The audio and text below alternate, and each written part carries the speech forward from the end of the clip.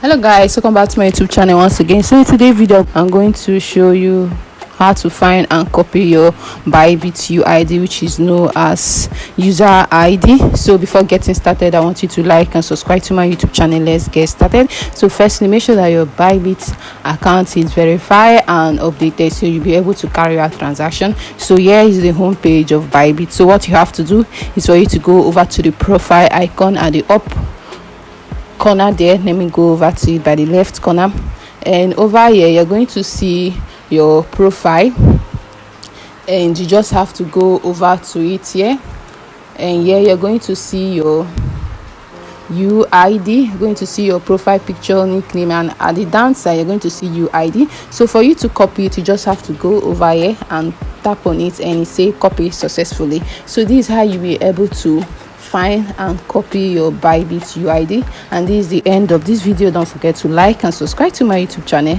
and see you next time. Bye.